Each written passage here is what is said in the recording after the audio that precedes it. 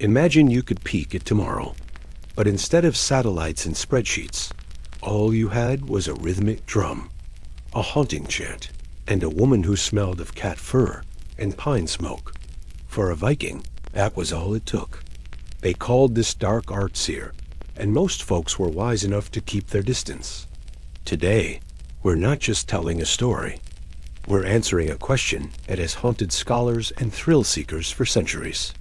The Viking niche is dominated by images of muscular warriors and bloody battles, but search data shows a deeper, more chilling fascination lies in their magic if forgotten rituals that defy logic and promise a glimpse behind the veil. And none were more terrifying or more powerful than Seiðr. The stakes were higher than you could imagine. It's late autumn, 1000 AD, on the isolated shores of Greenland. The wind has arrived too soon, its howl a cold promise of a brutal winter. The hay is still green on the stalks, and the seals, the lifeblood of the colony, have ghosted the fjord. 400 mouths to feed, and the grain jars already rattle with emptiness. Hope is a dying fire. Then, the silence is broken by the hiss of sled dogs across the ice, bringing a passenger no one expected, and many feared. A vulva, a Seeress, wrapped in thick calfskin boots lined with cat fur, her hood trimmed with 36 catskins. She is here to perform a ritual so ancient and so powerful that it was forbidden to men. She's here to ask the future what it plans to do with a lot of them. So what was Seiðr, really? Fortune-telling? Witchcraft? Why did the same men who sail through a storm to steal a church bell also cross themselves when a woman with a spindle walked by? And why, oh why, did Odin, god of war, poetry, and general mayhem, risk looking like a girly man to master it? The answers are woven into the very fabric of Norse cosmology. A system where magic wasn't about flashy spells, but about a terrifying manipulation of the threads of fate itself. And the price for that power was always paid in more than just silver. Let's meet the cosmic consultants, the rovers of destiny, the Vavlur. Think of them as more than just fortune tellers. They were the most powerful women in the Viking world, walking a fine line between sacred reverence and social ostracism. They roved from farm to farm with nothing but a staff, a cloak, and a fistful of hauntingly beautiful, eerie songs called Vardlok. For food, silver, and a warm bench by the hearth, they'd untangle the next few months for you. They were an indispensable, if feared, part of the social fabric. They were not cartoon witches on brooms, mind you. These women were master herbalists, expert psychologists, and knew the exact rhythm, the precise moment a doorway to the other world cracked open. Archaeology loves their kit. Graves at places like Firecat in Denmark have yielded staffs, herbs like henbane, tiny bronze rattles, and even seeds from plants with hallucinogenic properties, real tools for real jobs. A top-shelf Seeress could charge 1 silver ring per night, enough to buy 40 sheep. Not a bad gig if you don't mind talking to spirits, bending reality, and living with the constant shadow of a society that both depended on and reviled your very existence. But the Vavlur weren't alone. Though it was a profoundly female art, there were also Psymen, male practitioners, who paid an even steeper price for the forbidden knowledge. They were seen as social pariahs, living proof of a violation of the cosmic and social order. But even they couldn't resist the allure of this dark and potent magic. The Saga of Eric the Red, a text filled with both history and legend, gives us a chilling play-by-play of a Seiðr ritual in action. Our Greenland traveler, Thorbjörg, or Little Vava, refuses to start until the stage is set exactly right. The longhouse, once a place of boisterous feasting, falls into a terrified silence. They build her a little stage called a Seiðr, 9 stacked platforms of earth and wood, each layer lifted by chanting. This wasn't just a physical stage. It was a ladder to the spirit world. She climbs up, her distaff a staff across her knees, and asks for goat heart stew. A ritualistic meal, a symbolic bridge between the animal world and the divine. The chieftain's family, terrified, prepares it for her. And then comes the truly unsettling request, not just a meal, but the song. She demands that a woman with a clear voice chant the Vardlacher, the very spell song that she'd use to call the spirits.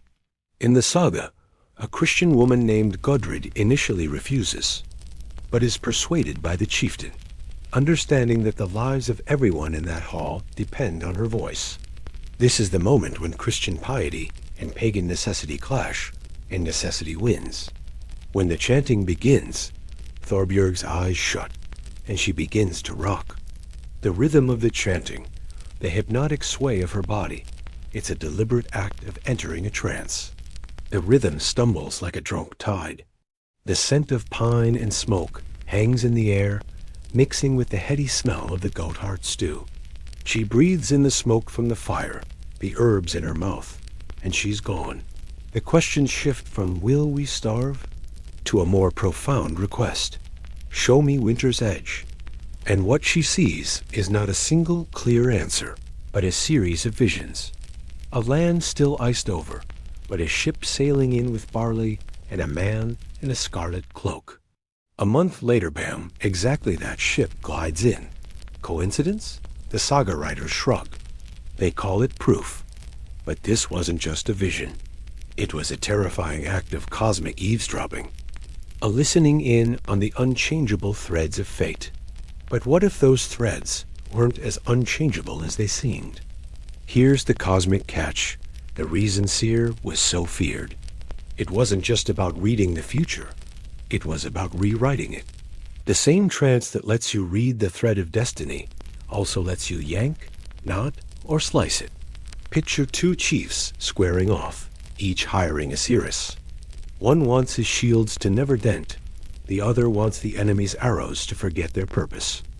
It was a magical arms race, Viking style. A weapon wielded not by the strongest, but by the most cunning. The sagas are filled with accounts of Seiðr being used for powerful and often malevolent purposes. It could be used to send storms to sink an enemy's ship, to inflict madness on a rival chieftain, or to scramble someone's mind like eggs. Icelandic law was not amused. The ancient law code, Sagas, lists severe fines and punishments for anyone who practiced Seiðr for malicious purposes. Penalties escalated to full outlawry, meaning anyone could kill you with zero paperwork. That's how seriously they took magical meddling. Seiðr was the ultimate double-edged sword, a source of both invaluable knowledge and immense, uncontrollable power. And the men in charge knew that a power that could be wielded by a woman in a trance was a power that threatened their very authority.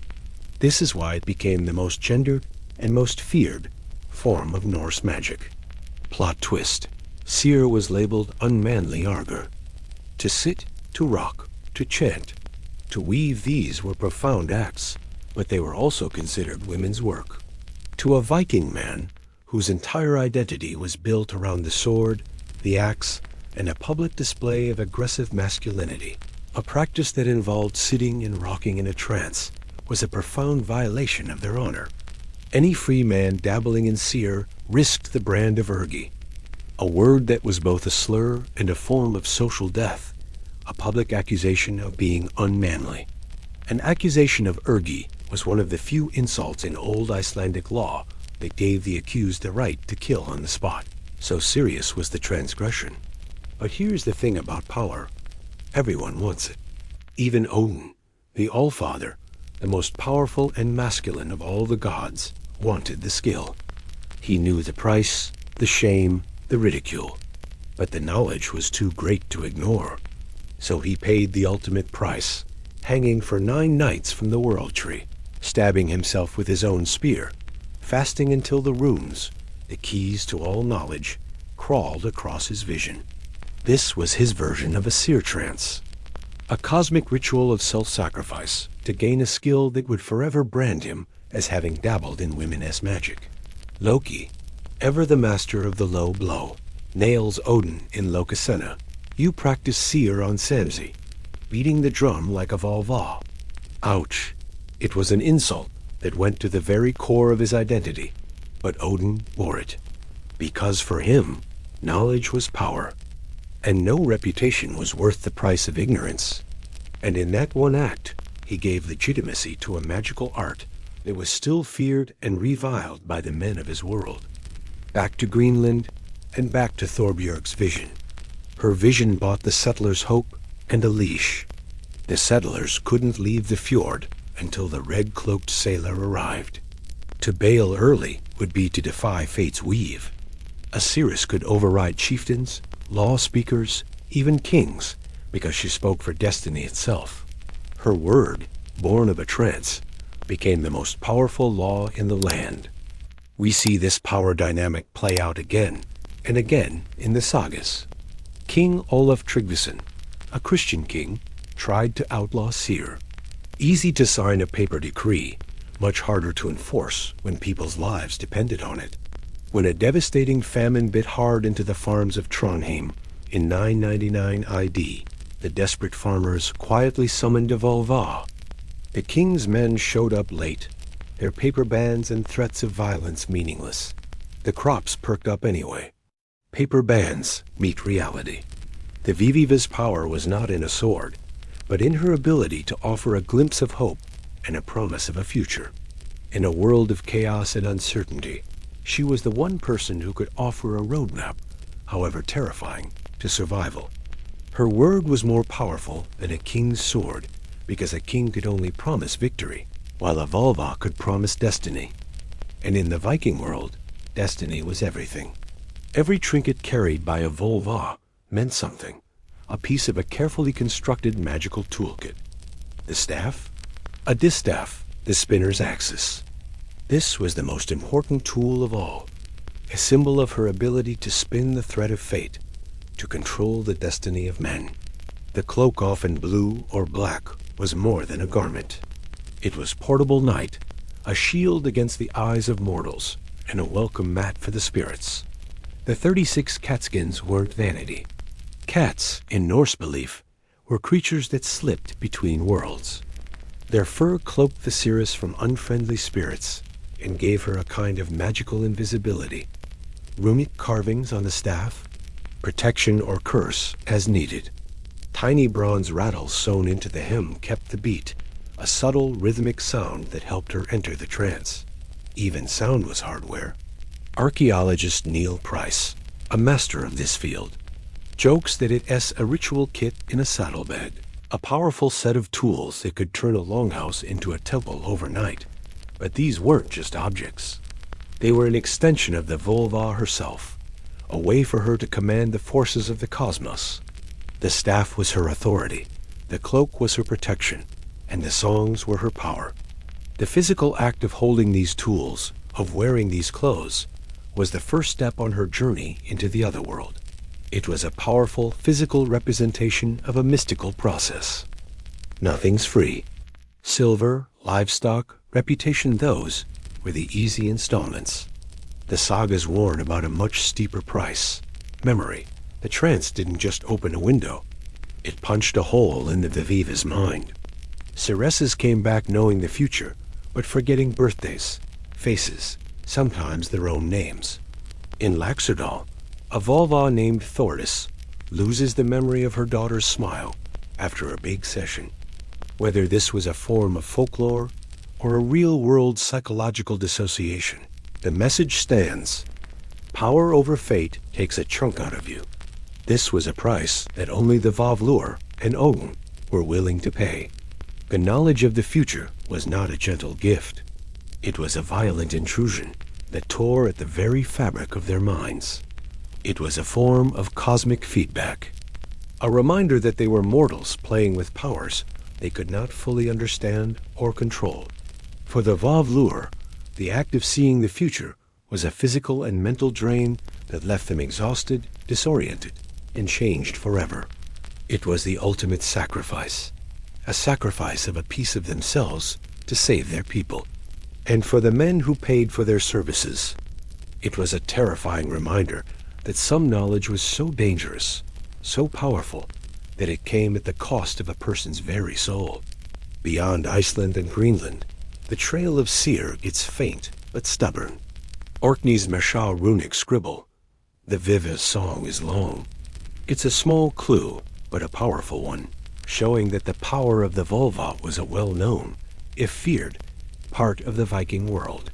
Faroese fishermen still whistle a tune they call Vardlaker, the lyrics long gone, but the melody a faint echo of the past. Place names Seidenfeld, Seidberg dot the map of Germany like breadcrumbs, a final testament to the spread of these ancient beliefs. Small clues, but a huge picture. Modern heathens and witches have stitched the old practice back together, using historical texts, archaeological finds, and intuition. Some drum, some dose, some just sit quietly and listen. Debate over authenticity rages, but the impulse is the same. Ask fate questions, race for answers. But the modern version is a far cry from the life or death gamble of the Viking Age. It's a hobby, a spiritual practice. For a Viking, Seiðr was a matter of life and death, a terrifying and necessary part of survival in a world that was always on the edge of disaster. The practice was a testament to their resilience, their willingness to confront their deepest fears, and to pay any price for knowledge. So, could the Vikings see tomorrow? Their reply: yes, if you dared invite a stranger into your hall, feed her goat hearts, and sing until the rafters hummed. Seiðr wasn't a neat party trick. It was haggling with powers no one quite trusted, the Seeress least of all. She stood where fear and necessity shake hands, spindle in one fist, warning us destiny's a rope frayed by choice, strengthened by sacrifice. The Valva was the ultimate embodiment of the Viking paradox, a figure of immense power and a profound outcast. She held the knowledge of the future, but she paid for it with her past. And in that one act, she showed us that the most powerful weapon in the Viking world wasn't a sword, but a song. Next time you're dying to know what Monday brings, picture that red-cloaked sailor slicing through ice, those 36 catskins catching moonlight, and the price no one talks about. Somewhere, the threads still twitch. If you found this look into the darker side of Viking beliefs as fascinating as I do, make sure to smash that subscribe button. There's so much more to uncover about a world where every belief was a battle for survival.